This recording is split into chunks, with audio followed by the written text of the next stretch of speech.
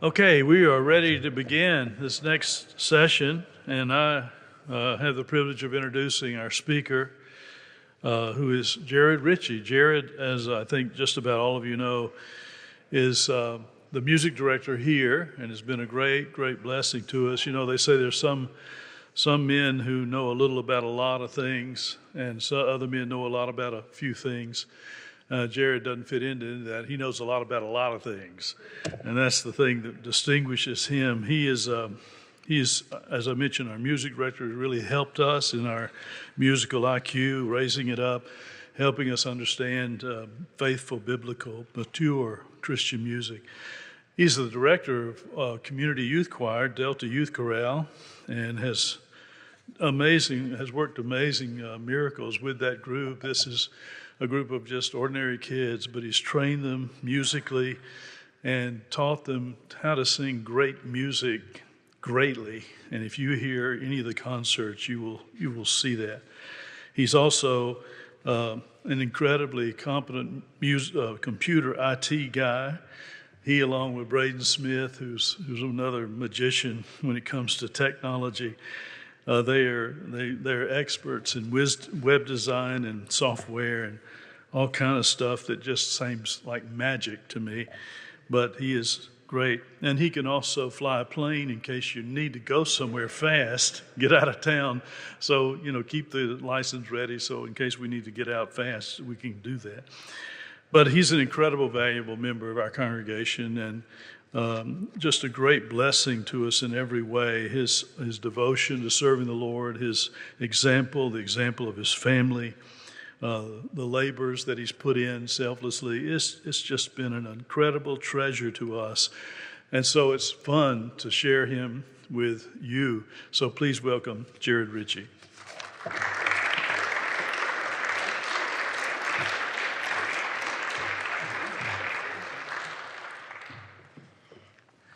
Well, if I knew Steve was going to talk like that, I would have said keep going. But it's a pleasure to be here. My talk this afternoon is about suntanning in the Lord's house.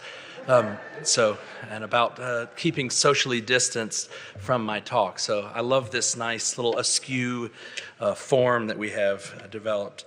I am so grateful to be able to follow Scott here, and my job is just to tackle a little bit about singability.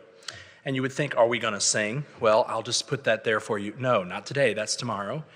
And so our first session today and our first session tomorrow in the philosophical way and in the practical way, our second session today and our second session tomorrow. As I said earlier in the lead-in, our goal is to try to talk about music and get at the very thing that Calvin Johansen, being quoted by Scott Aniol, those specific qualities. Oh, that we can get at the specific qualities of music to shepherd our thinking in it. And I hope to do some of that by way of looking at the principle of singability today. So if you will bear with me, hopefully that will be helpful. We won't talk about Johansen's 6th, 9th, and 13th, don't worry, but hopefully we can work towards that in the future. As you well know, we live in a time that is musically confused. Not very risky to say that. Generally speaking, the broader evangelical church has lost its musical moorings when it comes to what we should sing and how we should sing it. Our Reformed and Presbyterian churches, most of us who worship within those branches of the church, do not really have room to be complacent in this either. We don't really have a space or any right to feel superior to the other parts of the church that are doing things differently. So our worship services, our instruments, our worship styles may seem vastly different from the rest of contemporary worship or contemporary Christian music or modern worship that you see in the regular mainstream church. We are still susceptible to much of the same thinking regarding music. One factor, I think, that is at root of that thinking is this incomplete understanding of the principle of singability. And so I would venture to guess, if I ask you to describe that or define what it means to be singable, that you would probably, like I, start talking about keeping up in a song, keeping up with the lyrics, keeping up with the words, not falling behind the words of a song. And then maybe after that, you would struggle a little bit to add to the definition. But in the next few minutes that we have here, I want to offer a little bit more, some more thoughts, some targeted descriptions about what singability is and what it is not. And I am very grateful to my good friend and mentor and colleague, Glenn Warner, who is the one who is to be credited for this word. Glenn first used this word in our hymnal committee meeting. We're working on our Redeemer hymnal, which will feel like a cousin of the Cantus Christi or a cousin of the Treasury of Hymns and Songs. But I guess in a real sense, you could say this hymnal is much of what you'll hear today applied in the choosing, the setting, the harmonizing, the collaborating of and pulling together in a singable body of songs. And so anything I say today that is in error, of course, is all mine. I wouldn't give Glenn the credit for that, but he is to be given the credit for really bringing this out and just saying, singability is what we're really after. And I said, that's it, I'm writing that down. And I saved it in my notes. And that's really how we've gone about couching a lot of our discussions in that committee, searching through music. And so I wanted to talk about that and give it a few principled comments. And the first of those, I guess you'd say a bullet point to kind of frame the discussion would be, number one, singability is multidimensional and not one-dimensional. Of course, this will come later, the slides you'll see, that's towards the end there. But the first of those points is singability is multidimensional and not one-dimensional. So if you were thinking about this for a second, if you were to think about a worship song, for it to be singable, both the music and the words must be singable. You see, well, thanks, Biden. That was very simple enough to say. Yes, you're right. But the devil's in the details, isn't it? It has to be singable, both the words and the music. The application and the execution of this is really the challenge. It's where we have to get down and do the work. It's where musicians need to do the work. It's where pastors need to do the work. And what it requires is a balanced approach to both the word and the music. That's what we want. And what you heard Scott talking about and what modern worship music deals with is imbalance of that. Usually a pendulum swing too far in this direction or that direction. What we need is a balance. So what we can't do is miss the importance of either, of both. So a language that's sung has a difficulty, an accuracy, a beauty, and each are important when you consider singability. When you're singing, all of those things are important. But so too is the difficulty of the music. So whatever our words are, yes, what's the difficulty there? What's the accuracy there? What's the beauty? What are those things that we're considering? But do we quickly stop and think, what is the difficulty of the music? What about the rhythm? What about the melody? What about the harmony? We've got to keep a balanced consideration there. It's music and word. It's word and song. And the beauty in this, the fittingness, the proportion, the balance, the clarity comes in holding all of those things together. And so you can't swing the pendulum in either direction. To put it another way, music can't be unsingable if you want a beautiful hymn or maybe a metrical psalm text to be singable. I say that again. The music can't be unsingable if you want the hymn or the psalm text to be of focus for your people. And what I was very much appreciative of John Hodges talking about reconciliation last night, where he said it does not take two to give forgiveness, right? He said, but it takes two to give reconciliation. So forgiveness is a one-sided affair. You can do it regardless of whoever is on the other end. But reconciliation is a two-way street. You have to have both parties. And I think that's a helpful thing to consider here. Singability in this first application of thinking about it, it needs to be both text and words, and it's unsingable if one of these things is unsingable. If the texts are too difficult, if the music is too difficult, if our eyes can't keep up with the unusual rhythm or the wide-ranging melody, right? Some hymns go high and go low. Some hymns feel like they're jamming in text very quickly. Oftentimes that's because they've been translated and they may rhythmically have not been cared for in how they've been translated. We have little hope of adequately absorbing or focusing rightly on the richness of a sung text if we see nothing but an imbalance there, if there is one of these things out of whack, be it the words, be it the music. The imbalance, as I said, it will occur when more people know its spoken language far better than its musical language. So in our society, it's a safe thing to say that music literacy is under where language spoken and language literacy, I guess you could say. So to put that in common jargon, we all are far better in English than we are in music reading. Nobody has to take any bets on if that's a true statement. That can be borne out. Now, thanks be to God, we're doing good work in trying to reverse that, but it's much, much easier to find literate folks in Western culture today than it is to find musically literate. If I asked any one of these students here, read this sentence, off they go.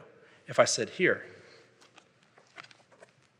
sing for me the first line of this, right? They might be able to do it. They might need a bearing. They might need to gird themselves up with the use of a piano or a tuning fork or a friend or something. But literacy is behind where language literacy is. Music literacy is following. So as a result, we often focus more on the rightness and the fittingness of the text, and we let the music be the background, as if it's a hollow transporter of the text, meaning, and message. A hollow transporter. I don't think this is purposeful, by the way, oftentimes. There's not a motive there that's nefarious. I think the motive is ignorance, or it's born out, I should say, out of not always understanding the way these things work, because we just don't have the saturation of music literacy in our church culture, in our broader evangelical culture, in just popular culture. Despite having more access to music and recordings and sound bites and jingles and technology as ever has been in the history of the world, it's still quite an interesting predicament. We see music as more of a background transporter of the text, the real meaning of the text, right? The real message. And you look no further than the former pastor of Saddleback, megachurch pastor, purpose-driven life guy, Rick Warren, one time, I think in his purpose-driven church book, said that, and I'm paraphrasing here, suggests that said that music is neither sacred nor secular. The idea was that the music of worship, it does not have its secular or sacred function. It is neutral almost until words are paired with it. So language it's not a language in his view. Music is just a thing. And the real content, the real meaning are the words being put with that. So it's as if you need another interpreter, right? You see, music correctly understood does not need an interpreter of English. It is a language unto itself. It speaks. It communicates things. It does not need an interpreter, a spoken or sung interpreter, to give it meaning. Now, the reason we think that is because we don't know music. So we rationalize ignorance and we think, okay, I guess the real meaning here, we'll grab whatever we can. And the meaning we know is the words. We don't know the music. We don't know how the music speaks on its own. Now, I don't want to lead you astray here. Sure, language can add further meaning, and that's the beauty of it. The language of word and the language of song put together speaks in a three-dimensional way that either can't do alone. It's something that we need, but that's exactly how God speaks too, isn't it? And I love what Scott's reminding us, the formative power of music in the positive and in the negative, of the music alone, apart from the text, is something that we should really not minimize in our cultures. It's sometimes easy to do. We have enough to do on our hands. But it's important, I guess, to say that language can, as I said, add further meaning. But at a basic level, we need to make sure that we are clearly seeing how, as much as we're able and as much as the Lord gives us, how music can communicate apart from spoken word. How music can communicate in contra to the words it carries. I'm reminded of the British BBC audio drama that Ken Myers told us about years ago. I'm Sorry I Haven't a Clue is the show, and it's one song to the tune of another, and it will be things like Girlfriend in a Coma to the tune of Tiptoe Through the Tulips, or it'll be, what was it, the Flintstones theme song with the lyrics of Sinatra's My Way, right? The meaning is disjointed because the text means something here. Flintstones meet the Flintstones. Flintstones meet the Flintstones. Anyway, I'm not going to belabor that. But the text over here and then the purposeful pairing of it, and the reason it became a comedic bit was because deep down, atheist, pastor, musician, anyone in the room is going to laugh at that, and right they should, because we all know that form and content should match, and you shouldn't pit a sappy song with an upbeat text or vice versa. And so that becomes a comedic bit. So the first of those, singability, we've got to keep this in view. It's multidimensional. It's a balance of both and. It's not one or the other. It is word and music. That is the best way we will attain that, if we can get our minds wrapped around that. Secondly, singability is corporate rather than individual. Corporate rather than individual. Now, this I get from our pastor. One of the things I have most benefited from over the years is the centrality of the church, not to the detriment of individual faith, but to really seeing things through the biblical imagery of body language. Pastor Wilkins has been huge in reminding us to see ourselves in light of the body. Well, singability needs to be brought to bear through that very same lens, right? We gather to worship each and every Lord's Day as a body, the body of Christ. We don't gather as individuals. And could it be said that we are rightly discerning the singability of the body? Maybe we impart the ability or the inability of a song to the rest of the congregation. Or maybe we think if we can do it, it's fine. They can do it too. No big deal. It'll be fine. But we need to have clear eyes to see the ability of our congregations when it comes to their musical frames. Maybe you are a pastor. Maybe you are a church musician. Maybe you are on the piano bench at your church, and you feel inadequate to do it.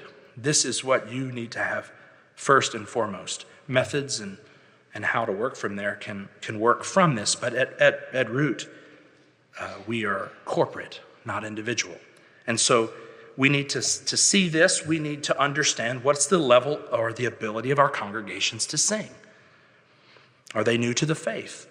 Are they new to our worship and liturgy? When considering their musical frame, are we regarding the weakest too much? Or maybe the strongest too much? Or just the opposite, the weakest too little and the strongest too little? Do we understand their collective ability clearly and accurately? Getting 100 to 300 people to do anything takes patience and hard work. And are we able to do that?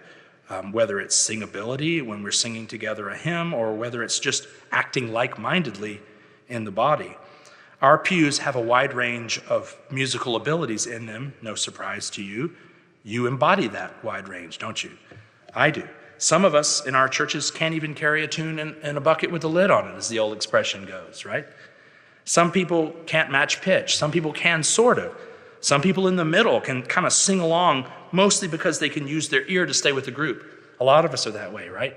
We can kind of hang on, and we will make sure we don't sing a solo. We're just going to be kind of in the middle. You've got more and more people, right, that are able to be, in our circles, we're trying for this. The ideal is to have more and more people that can read the melody at sight. They're musically literate. They can read the melody at sight. Maybe they can even sing the harmony at sight. Maybe some of your kids making up harmonies that none of these hymn arrangers did, jumping from alto to soprano. One of the exercises I do with the students is I'll have them read a part and I'll clap, and then they have to go to the next thing. So some of them sing harmony in churches that way. They're like, for all the saints who from their labor, and you're next to them, what are you singing there? It's a riff on the old 100th or on the old Sine Nomine or whatever. That may be what you're seeing. You've got folks that can read, folks that can't, and folks who are just hanging on for dear life. And some folks are just along for the ride, And that's fine to have. I'm glad we have pews of folks that are there, but we have to regard them. And I think we've got to lower the standard so that the body can sing together in more meaningful ways. This is the reason, getting to the Johansson quote that Scott, we didn't talk about. Excuse me. I didn't know that he was going to be doing that, and I love that quote. But the rhythmic hymnody that we sometimes sing in our CREC circles, the rhythmic "A Mighty Fortress," the rhythmic "Now Thank We All Our God," gets at this idea of singability and body worship. Sometimes we need something that's a little more simplistic and rhythmic, that would help our people for a time. Than maybe some of these more ornate and majestic things that can get bogged down in passing tones. So practically, we as musicians, as we talk about this, we need to look and we need to be, especially in our hymnal work, we're deciding to put hymns together. Mr. Warner and I and Miss Davis are working through, okay, does this piece touch a high F one time? Oh, okay, we can keep it. Does it touch it 2 times? It's singable. No, this is a little high. You're going to be squeaking out. So we might sing Angels from the Realms of Glory, and in our new hymnal, we'll put it in the key of B flat major. For you, that just needs to mean we're going to lower it, right? But on another hymn, it was in the key of G major, and we're going to bump it up a half step to A flat major, which is going to give it a brighter quality for singing.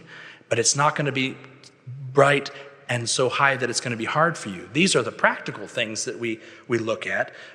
We want to see, does this go too low? Do the sopranos dip below the staff into the alto land, right? We're looking at those things.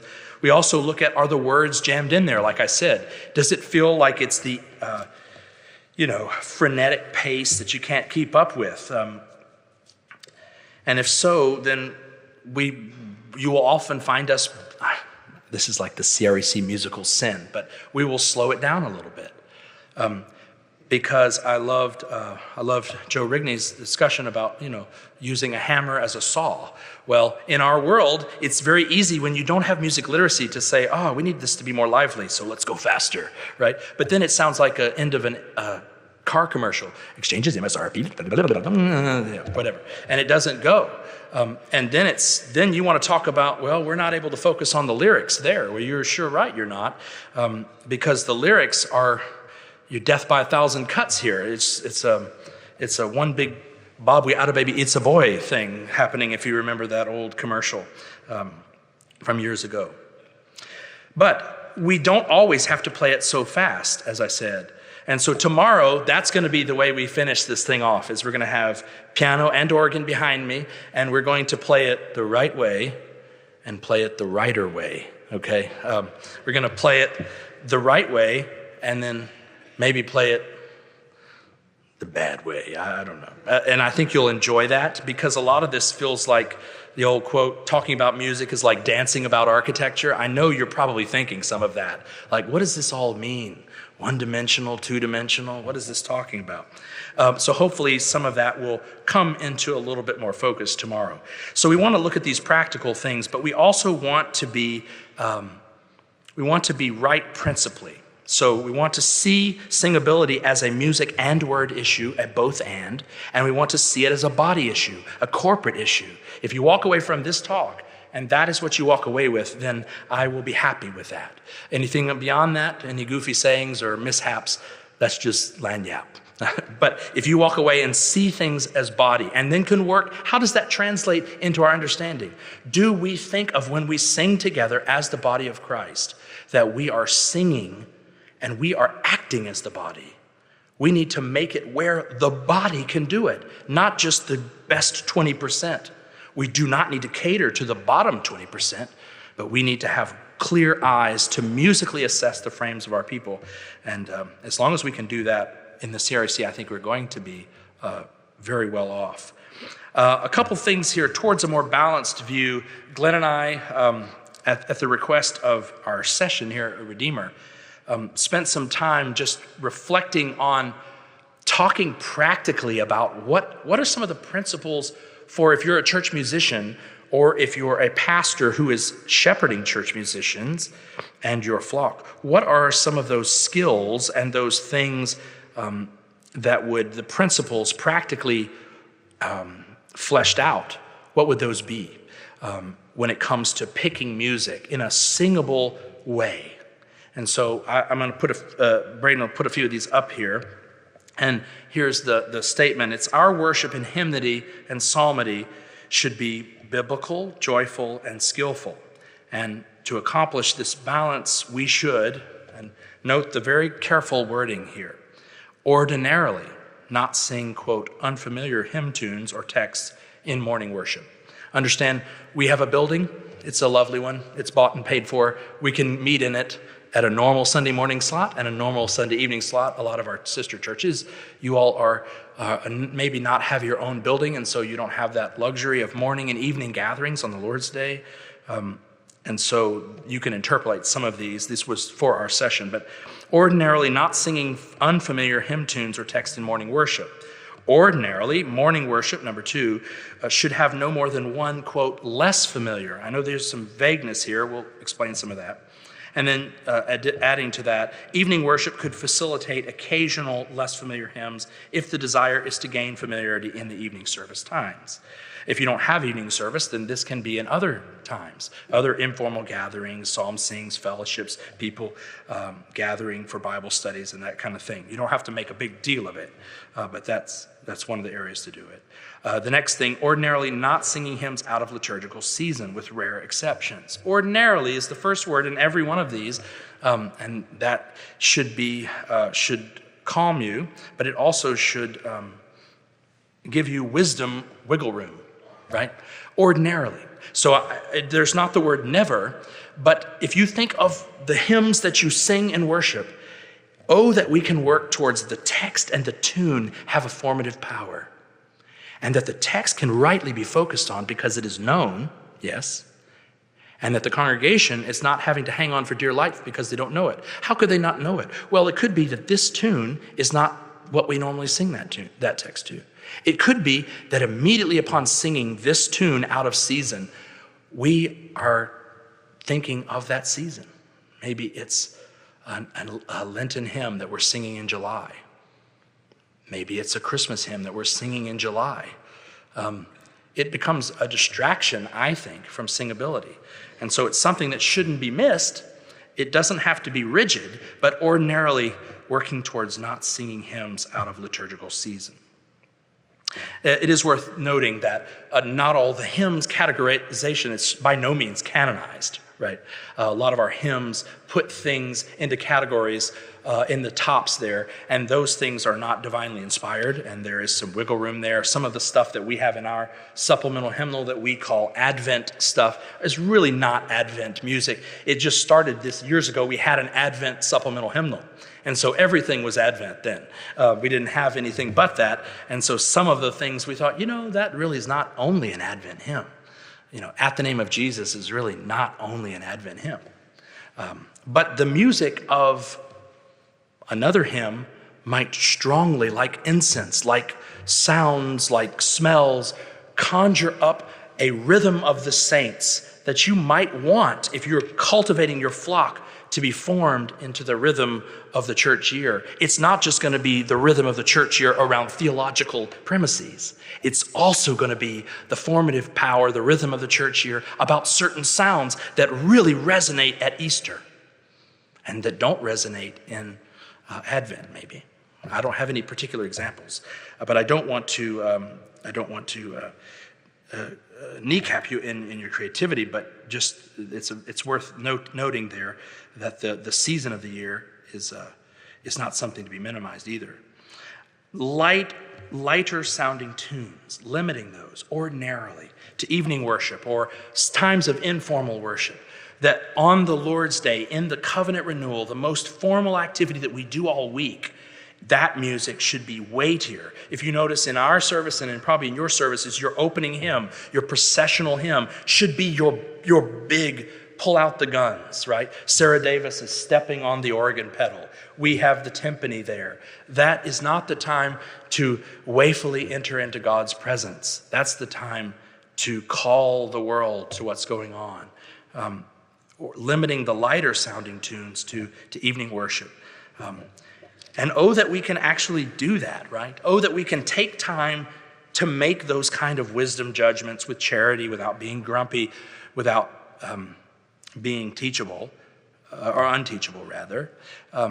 That's when you're making progress, when you're not just in triage mode, right, musically. That we can actually be working towards the next level of maturity. Maybe we've been in a childhood state for a while, and now we're moving into adolescence in what it means to have aesthetic and music maturity. Well, that's the joy to take those kinds of things up. Next here, after that, is just kind of the way to guide those bullet points. What exactly defines unfamiliar, you might have been wondering, seeing those, and less familiar will always be a matter of opinion.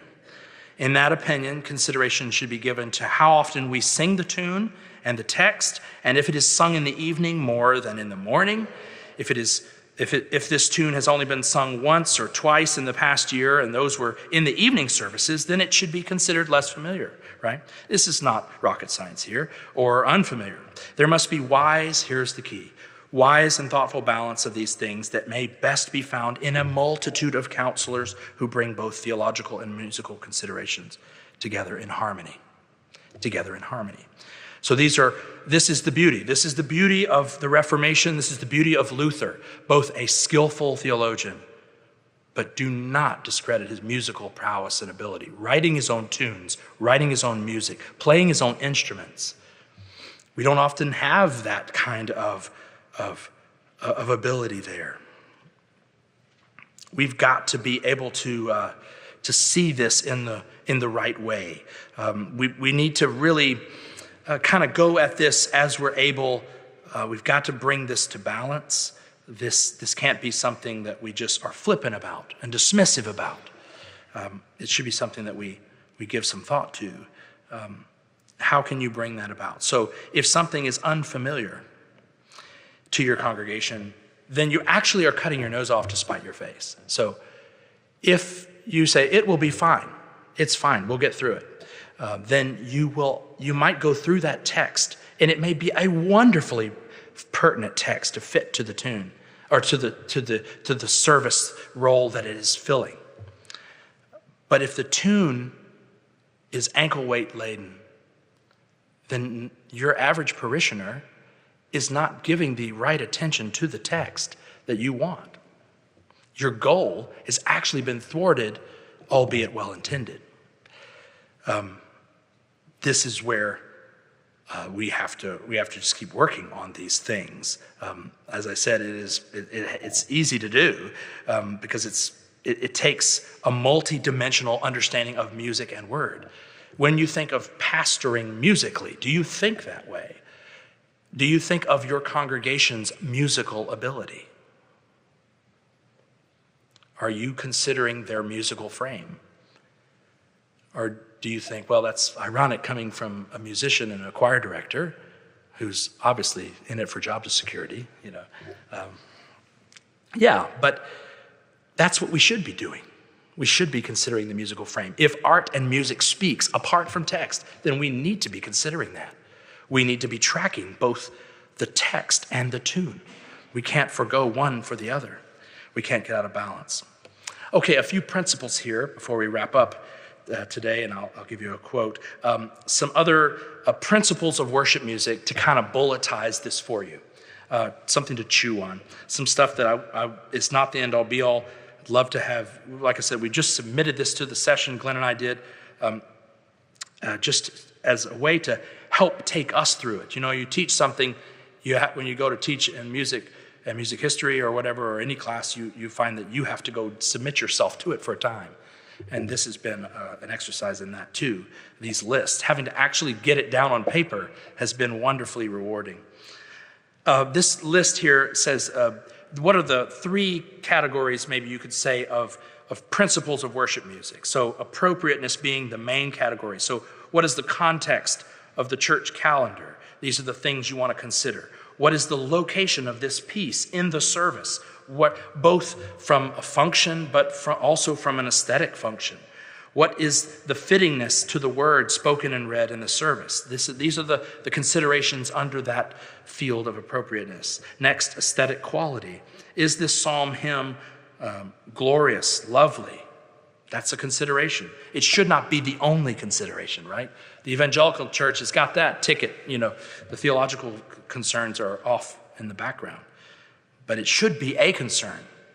Is the psalm hymn singable, familiar, as we've said? Is there a fittingness of the tune with the lyric? As Scott graciously reminded us, that is, in a sense, the definition of beauty, fittingness, right? If you unpack that in a full way, that's where that comes into more focus. Instruments. What instruments are there for aesthetic? The instruments are not there to woo you. The instruments are there to help create the aesthetic and the picture of the body of Christ singing together as a picture on earth that is on earth as well as is in heaven, in a real sense and in a micro sense. It's both and. Also, of course, the theological basis. Is it biblically grounded? Is it deep as opposed to not trite or shallow? And then something that's worth always remembering, is it historically established? Has it passed the test of time? So that's really the kind of framework we've been marinating in, because there's a treasury of psalms and hymns and tunes that we could be using in our hymnal. And we don't want a hymnal that's going to give you a hernia, right? And so our hymnal won't be something that will, if you drop it on your big toe, I like to say that you'll lose that toenail. We don't aim for that, which means we have to make some choices. And we have to make choices of better and best, and we have to move tunes around in texts and arrangements. But we thought if we could focus on some of these things that it would be a profitable endeavor, and I think it has. If nothing else, it's made us a little more purposeful in doing this. In conclusion, I would just say a few things and leave you with a quote.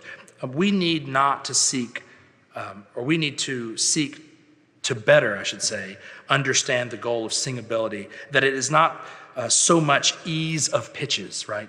Don't hear this. You may have come into this talk thinking that it's ease of pitches, notes, rhythms, ultimately. But I really want to suggest, in a real sense, backing up a level, as we've talked about here, that singability means we are able to properly see where we are musically as a culture and as a church. Our music must be singable because we must join together, as I said, as a body. And in a real sense, we are rehearsing the drama, right? The drama of life in worship and in song when it comes to that part of our services. It's not enough to focus on the words and to leave the music as an afterthought. It's not enough to focus on the words and leave the music as an afterthought. That means if we're going to thoughtfully plan out our texts, we should also plan out our tunes as well. Along these lines, I want to leave you with a quote from Calvin Johansen from the same book. And Scott and I did not plan this, right?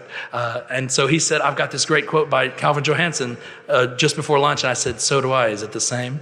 And we started to confer. And no, it's not the same when he started to read it. But this is a wonderful quote that in the same book, Discipling Music Ministry. I first saw that book. It was in Jeff Meyer's The Lord's Service. It was in the music appendix there, footnoted.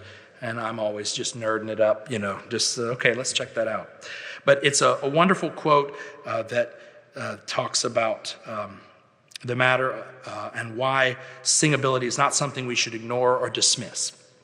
And I have the quote for you on the screen because it's very well put. It's also very dense, and I think it's worth considering again and again. It's the quote. It goes like this: music that is artistically stale,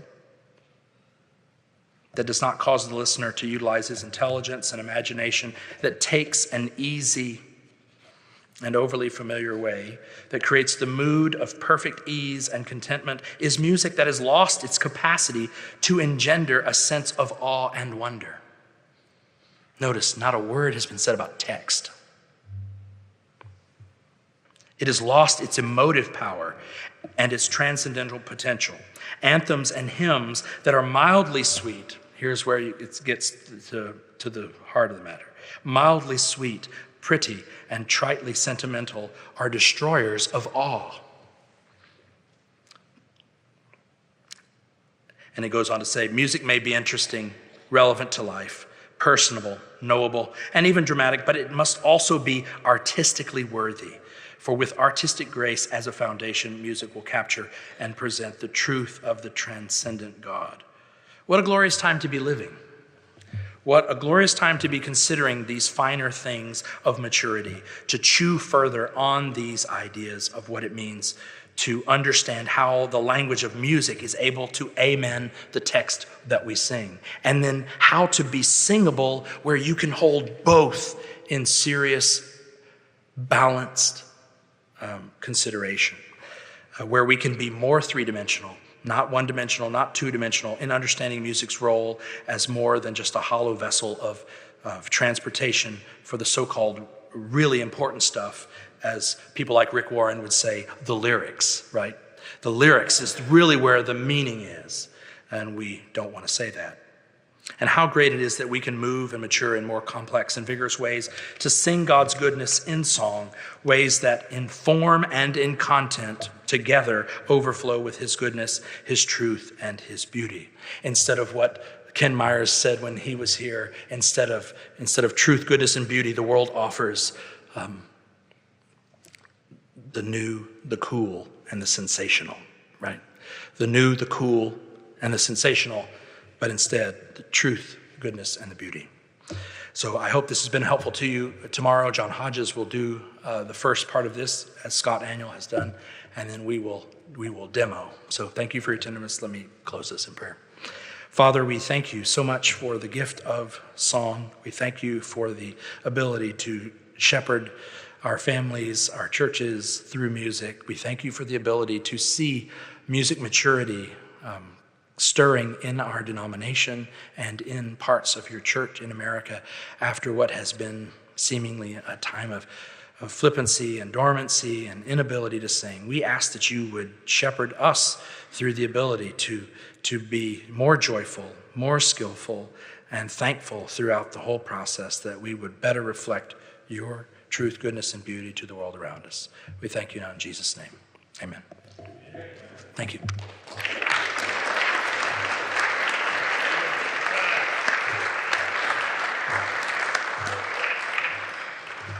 Thank you, Jarrod. I just want to underscore this. I hope that you realize how important these two lectures this morning have been. This afternoon have been. We are growing. We are in a particular branch of the church that is, I think, minimized the importance of music and the arts in general. One of the reasons why we're starting the Redeemer School of the Arts is for that reason. It's just been neglected, and we acknowledge that we have neglected it too. We think of music and the arts as ancillary, as something decorative, merely decorative, and not central to orthodoxy, not central to the glory of God and the kingdom. It is central, and it is essential. It's as essential as faithful exposition of the word, because often we lose what we hear from the word because our music and what we do is so trivial and thoughtless. So this is the kind of stuff we've got to focus on in the immediate future and begin to grow in this area. So that's why this is so important, and I'm looking forward to tomorrow. Thank you for coming. I hope you did enjoy this and profit from it. And I hope you can spread this around to others so that this message can go out with more power and effect than it has in the past. Okay, well, we will reconvene at 7 this evening, just to let you know how we're going to finish this out, or try to finish this out. This evening, Dr. Mangawati will be speaking first at the 7 o'clock session. Then we'll have a break. Then we'll have Joe Rigney do his last talk at the second session this evening. And then tomorrow morning, Dr. Mangalwadi will have the first session. He'll conclude his 3 lectures. And then after that, I will speak. And then we'll have a question and answer session and conclude the morning session. But thank you for coming. We'll see you tonight at 7.